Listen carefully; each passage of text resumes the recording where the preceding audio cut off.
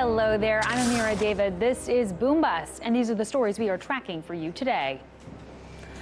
Hundreds of thousands take to the streets in Brazil to call for the impeachment of the Brazilian president amidst a widening corruption scandal and economic crisis. I've got the details on that coming right up. Then Facebook, Google, and WhatsApp are increasing encryption of user data, and one of those companies could be the next big target in the Justice Department's encryption battle. We'll tell you which one straight ahead. Plus, in today's big deal, Ed Harris and I are talking about subprime auto loans. Delinquencies are mounting, so are we looking at the next subprime mortgage disaster? We'll explore that and a whole lot more on today's show. Don't go anywhere. It all starts right now.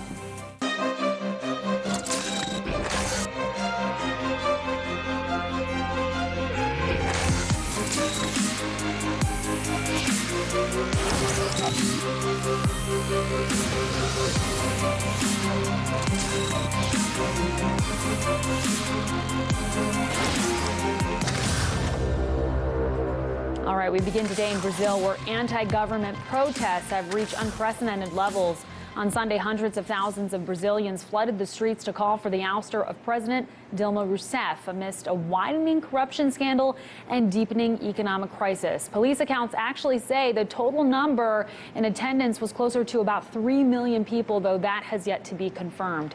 Many protesters wore, quote, "impeachment now" T-shirts and chanted anti-Rousseff slogans. Take a listen to what one demonstrator had to say. I'm here for Brazil, against all kinds of corruptions, against the Workers' Party that is killing our country. I'm in favor of the Brazilian people, the children, health, security, and prosperity. I'm fighting for better days. I think that's the dream of all Brazilians. This is hardly the first anti-Rousseff protest we've seen. Several have erupted over the past year. But this month, the movement against the governing leftist Workers' Party gained steam after anti-corruption investigators charged Rousseff's political mentor, former President Lula da Silva, with money laundering and leapt one step closer to indicting Dilma Rousseff. Rousseff is under scrutiny right now for allegedly using funds from state banks to cover gaps in the budget. Opinion polls now show more than half of Brazilians favor the president's ouster, and many say the enlarging protests will only raise the pressure on lawmakers to back impeachment proceedings. All right, moving right along here. Chinese buyers are pulling out all the stops as they look to secure Starwood Hotels with a $12.8 billion buyout offer. China's Anbang Insurance Group is now going toe-to-toe with U.S. hotel giant Marriott International, which said late last year that it would buy the chain for $12.2 billion. Most people thought that was a done deal, but now Anbang is throwing a wrench in the bidding process to buy Starwood, which is almost 1,300 properties in about 100 countries. Some of the recognizable names under the brand are Sheraton, St. Regis, and the Westin. Now, Starwood says it still favors the Marriott deal. However, it's definitely going to consider the latest bid.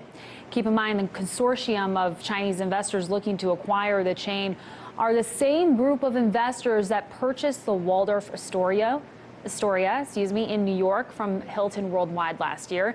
This is also the same group currently closing in on a deal to buy Strategic Hotels and Resorts, a Chicago-based company that owns luxury hotels. As China's economy slows and the yuan weakens, we're seeing more and more Chinese companies look abroad to diversify their portfolios. In fact, there are now 36 purchases of U.S. companies now in place with a value of $39 billion. And that eclipses 2015's full-year record of $17 billion through 114 deals.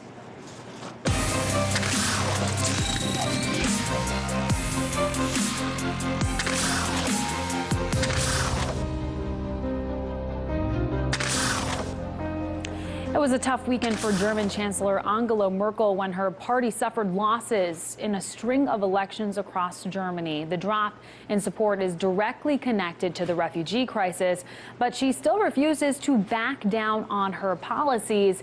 Boom Bust, Bianca Fascini has the details. This weekend's elections in Germany show that it's not just Americans that have unreliable polling. The 3-year-old Alternative for Germany party, which is vehemently anti-immigration, won almost a quarter of the vote in Saxony-Anhalt. The results certainly came as a shock, considering the most recent polls had them several percentage points lower. In fact, the support for AfD on Sunday showed the most approval of a right-wing populist party in Germany post-World War II. The reason for this happening is Angela Merkel's open-door policy toward the refugee crisis. Since the beginning, she's been adamant about granting asylum and offering aid. Support for that policy quickly changed after the New Year's Eve attacks in Cologne, despite the government vowing to bring the suspects to justice. And yet, even in light of the elections, Merkel is sticking to her original plan. On Monday, a spokesman said the government intends to continue to follow the course of its refugee policy at home and abroad. More importantly, decisions on immigration are only made at the federal level, not state. Europe has now been grappling with a consistently heavy influx of refugees for about a year. Merkel and her party may be safe for now, but the evident impact on the political landscape will be sure to have effects on the EU's biggest economy. That is for sure, Bianca. Do we know how leaders within Merkel's party have reacted so far? I mean, I'm sure the polls don't really look very positive to them. But for the ones that have spoken out, they're just, saying this isn't, the best situation for us right now, but she's definitely the right leader to have in charge, given what's happened to the crisis. I mean, she's been the one taking it head on ever since the start, and now that they're finally starting to make some sort of plans with other EU countries and Turkey, having totally new leadership might not be the best course of action to take. They're probably hoping that she can shift the tone before she's up for re-election. Absolutely. All right, Bianca Fascini, thanks so much for that. In the wake of a legal battle between Apple and the FBI, a fierce debate over the future of encryption, privacy, and the limits of law enforcement is only getting more heated.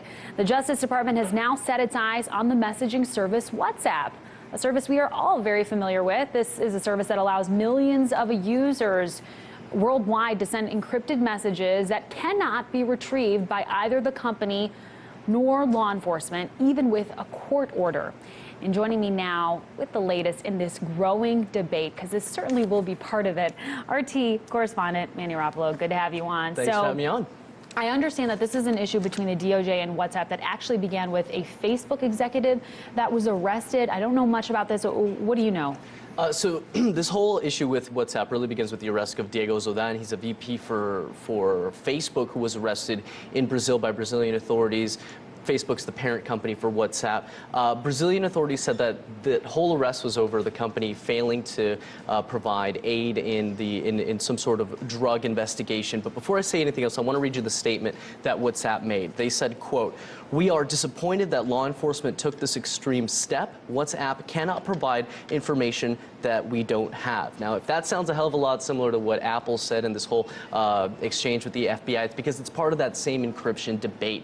WhatsApp is really a global standard when it comes to messaging. You just mentioned how ubiquitous it is. It has over 1 billion users worldwide. It encrypts information instantly when you send it. Nobody can get access to that except for the recipient on the other end, and vice versa. So here in the United States, the New York Times reported recently that the Department of Justice is looking for ways to crack down on encryption, because encryption, like the one that that WhatsApp provides, really renders law enforcement tools like wiretapping effectively useless. And so right now there's a desperate need to find a common ground before, as far as respecting privacy of American citizens goes, but also as far as awarding law enforcement those tools necessary, like wiretapping, so that they can do their jobs effectively. And it's because it's so ubiquitous that law enforcement is even interested in this service, because so many people are using it.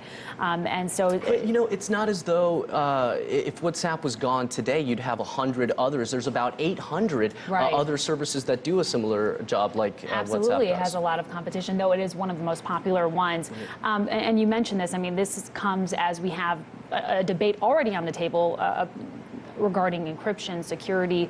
between the FBI and Apple. So how does this sort of fit in? I mean, is this just going to fuel the debate, make it bigger? What do you think? Right. We knew from the very beginning of this Apple FBI fight that this had all the potential to set major precedent. And so with this arrest of Diego Zodan in Brazil, the Facebook executive, it really shows the wide scope that this debate is having. But like we mentioned, there's other services other than WhatsApp, even iMessage on our iPhones. Not a lot of people may realize that our iPhones have the ability to send encryption messages, whether or not you want it. And so the question remains that without access to communications of criminals, for example, law enforcement really have their hands behind their back. And another question that pops up is for tech employees in foreign countries. What if it was Mark Zuckerberg, the CEO of Facebook, that had been arrested in Brazil because he had been the one in Brazil when this warrant was issued? What if a tech employee in India is arrested for failing to comply with law enforcement's demands to hack a phone? These are all very pressing questions, and that really highlights the need to find a common ground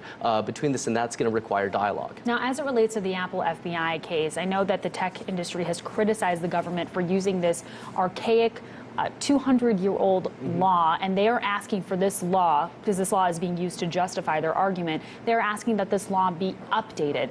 Where does that stand? Sure. It's the All Writs Act of 1789. It's a 227-year-old law that's being used as the precedent for this initial court order against Apple to hack the phone of the San Bernardino shooter. A lot of criticism of the FBI for being out of touch, for failing to be up to date with the nuances of this technology, but it's really not up to the FBI. Even leaders within the tech industry, Tim Cook himself, said that burden should fall on Congress to draft legislation to keep up with the times. And so the Senate Intelligence Committee has said that they do have a bill that they want to propose. They haven't put a timeline on it, but the problem with that is that it would provide penalties for companies for failing to comply with law enforcement requests. So even Congress is a little out of touch. And so what tech leaders are wanting is for larger dialogue, transparent dialogue that involves the input of the American people, not just the unilateral action of a few members of Congress.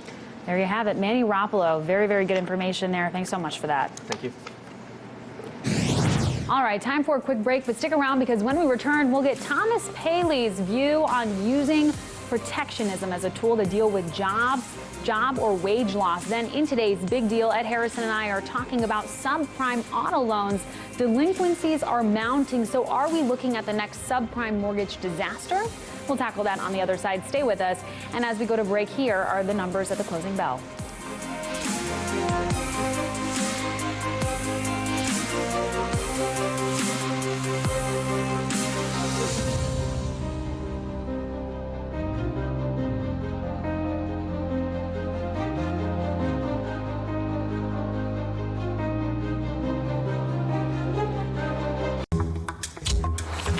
Do we speak your language? Want news, programs and documentaries in Arabic? It's all here on RT. Reporting from the world's hotspots, VIP interviews, intriguing stories. Are you here? Then try RT Arabic. To find out more, visit arabic.rt.com. On this edition of the program, we discuss whether there is such a thing as the Obama Doctrine. If there is it a good thing? And again, Syria, the word partition won't go away. Also, is Russia really trying to topple Angela Merkel and determine the destiny of the UK?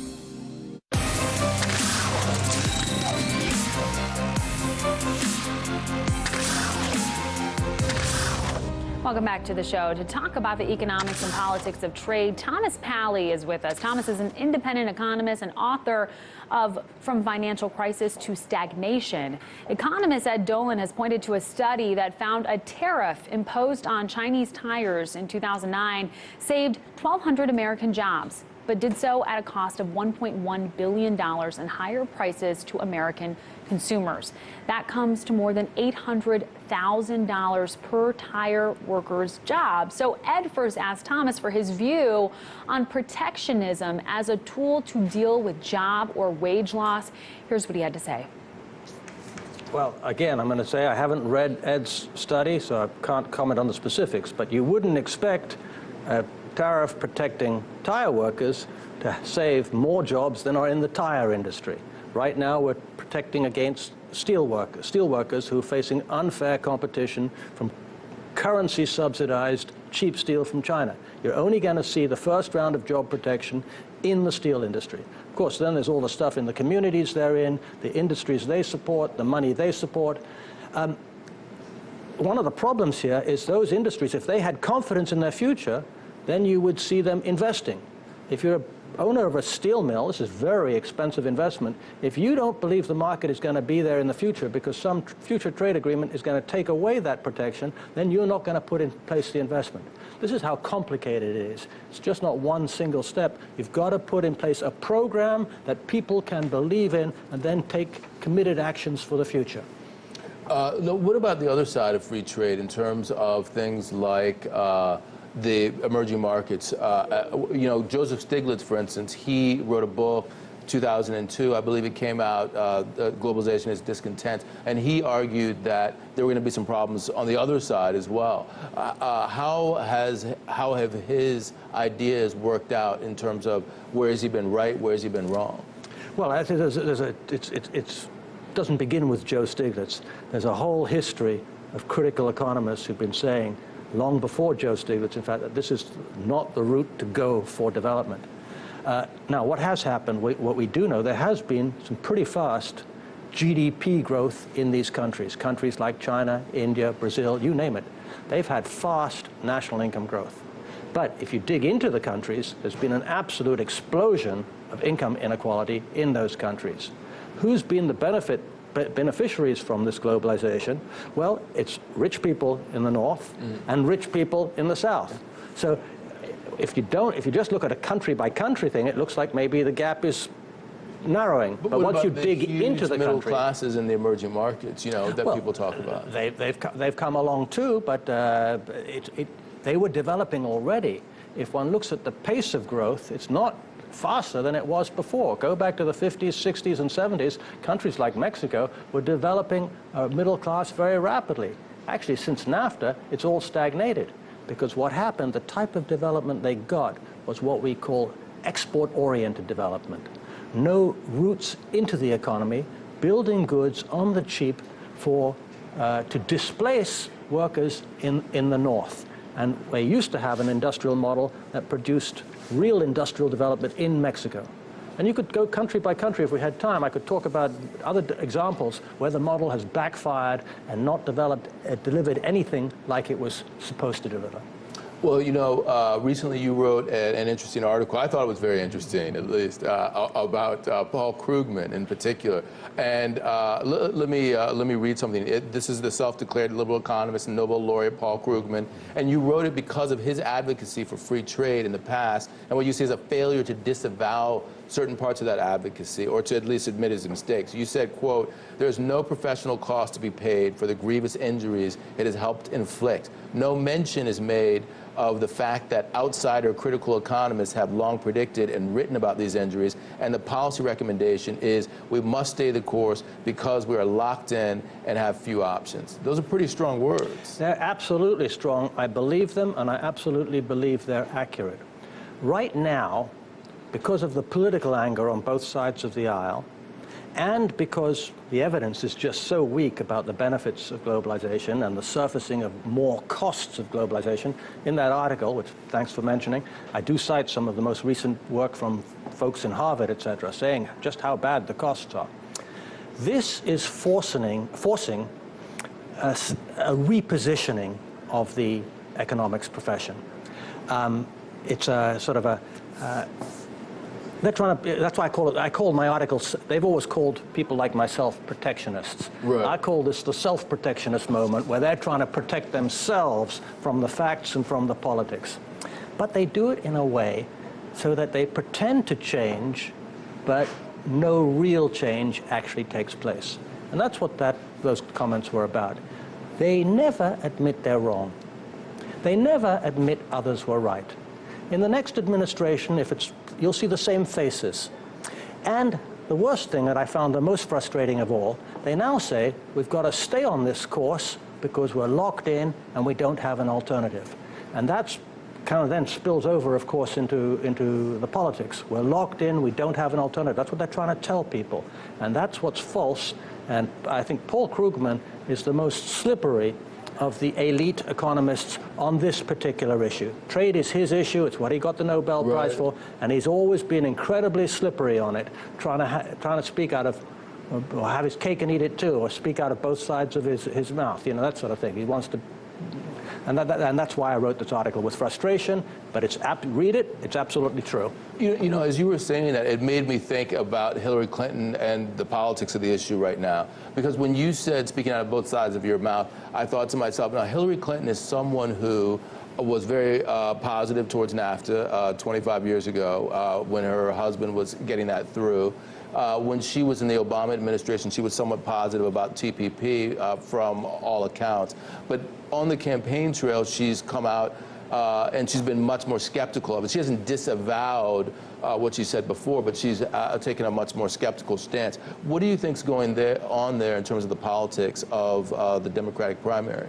Well, that's absolutely. Let's not understate things. Big supporter of NAFTA. Big supporter of China PNTR, which was the single worst trade decision made, and a supporter until very recently of the Trans-Pacific Trade Agreement, the TPP.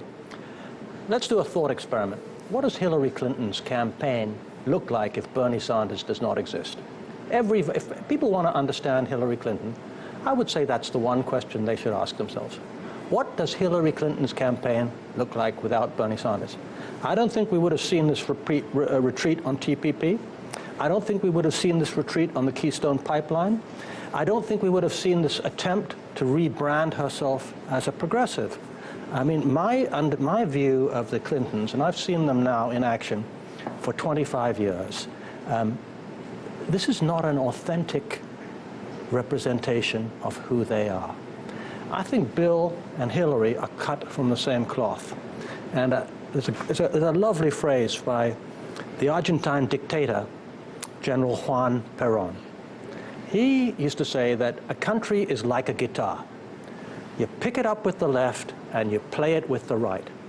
And that is the Clinton business model.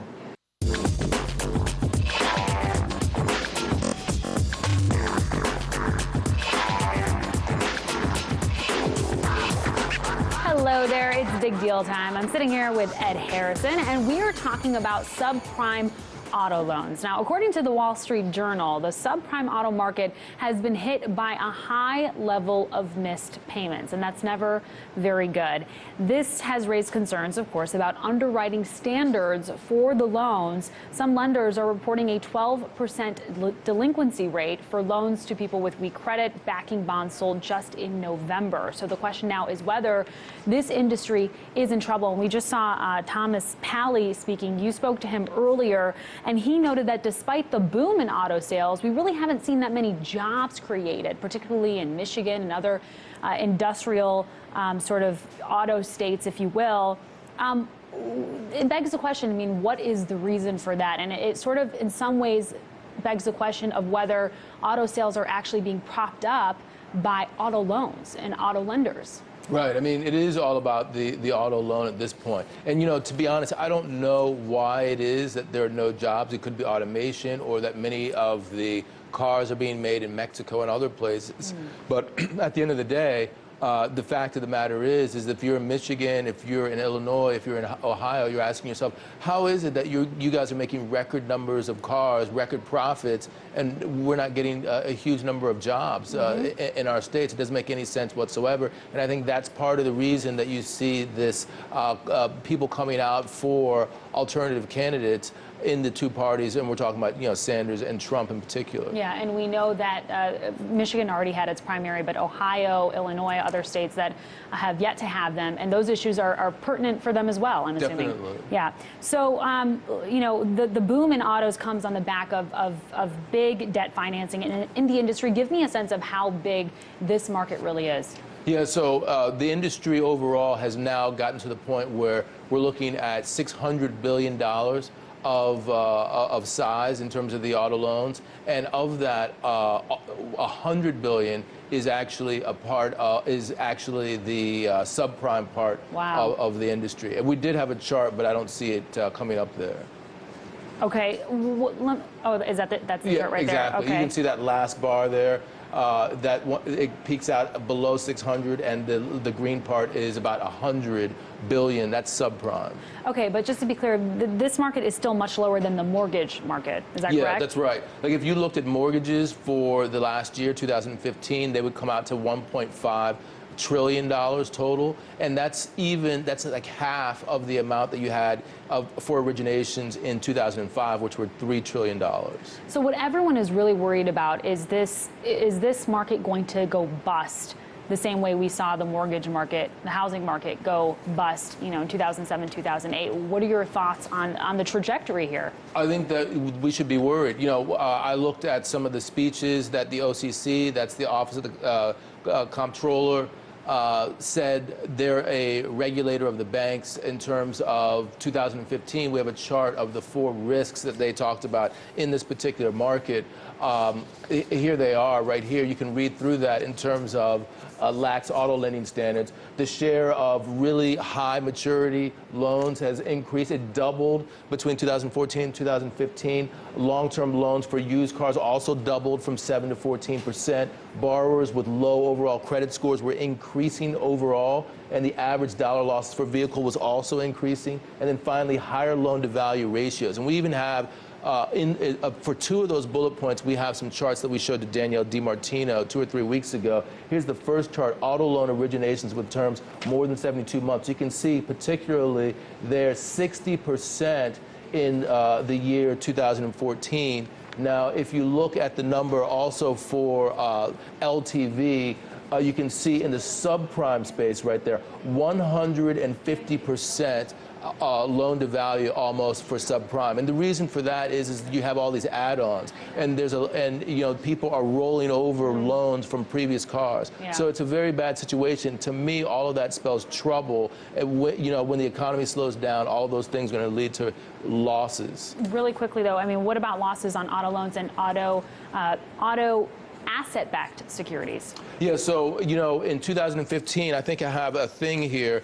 Santander had a bond that they were offering. And, because of the starvation for yield, Moody's said that they expected losses as high as 27% on this bond, which is much larger than 17%. It's obviously even greater now. So we are going to see huge losses on the ABS. We are going to see huge losses on the loans themselves. Okay, huge losses, not necessarily as bad as 2007, 2008, but time will tell. All right, Ed Harrison, thanks so much. We love hearing from all of you guys. So tweet at us, Edward NH, Bianca Ficini, Manuel_Rapolo, Ameera David.